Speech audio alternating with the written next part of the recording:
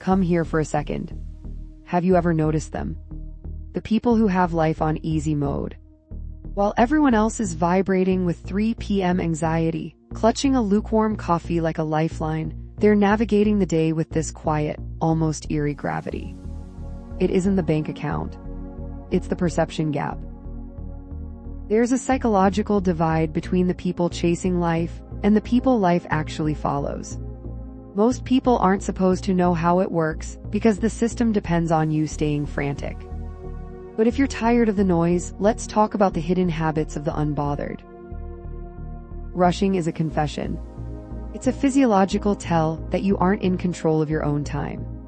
Truly elevated people walk through airports like they own the runway, even when they're late. They've mastered the 3-second rule. When you blurt out an answer immediately, you're essentially saying, "My thoughts aren't worth the wait."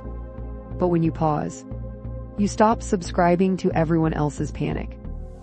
Next time someone asks for your opinion, count to 3 in your head.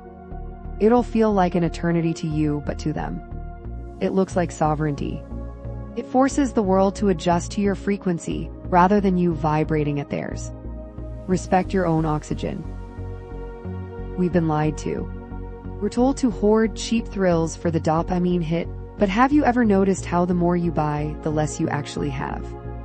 We stand in our closets full of fast fashion feeling robbed because none of it actually belongs to us. It belongs to a trend that died 3 weeks ago.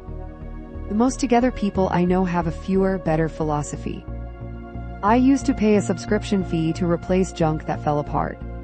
When I finally saved for one forever piece, my entire energy shifted.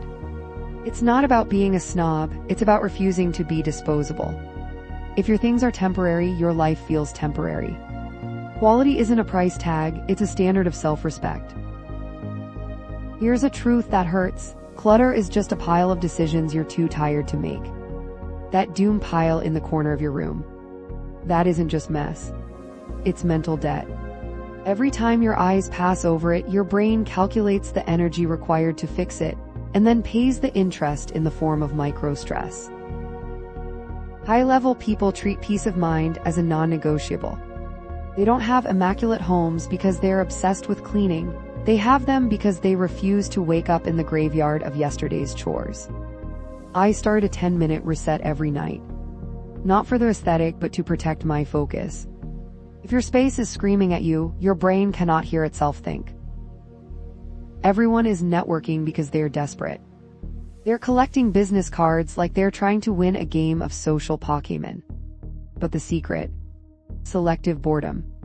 While the world is frantically chasing the next big thing, the unbothered are comfortable being still.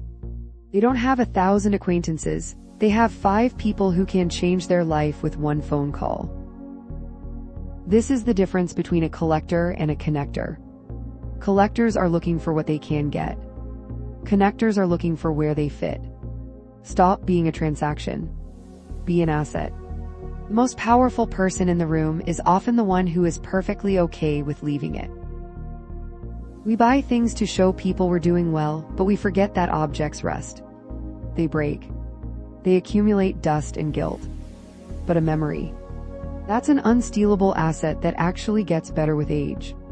The ultimate luxury isn't the newest gadget that'll be obsolete by next September. It's the story you can tell in 10 years. Truly refined people prioritize the unbuyable. They'd rather have a passport full of stamps than a shelf full of plastic. When you stop impulsively buying anchors, you finally have the resources to buy sales. Collect things you can talk about, not things you have to clean. This is the anchor. Most of us walk into a room and immediately start shrinking so we aren't too much. We apologize for existing. Someone bumps into you and you say sorry. Stop. Real confidence is eerily quiet. It is the decision to stop asking for a permission slip to be there. Stand up straight. Make eye contact. Realize that dominance isn't about being loud, it's about being grounded. You don't need a trust fund to own your energy. The room is better because you walked into it. The gap isn't between who they are and who you are. It's between the version of you that reacts and the version of you that decides. Drop a comment and tell me which habit you're adopting today, and yes, Take 3 seconds to think before you type.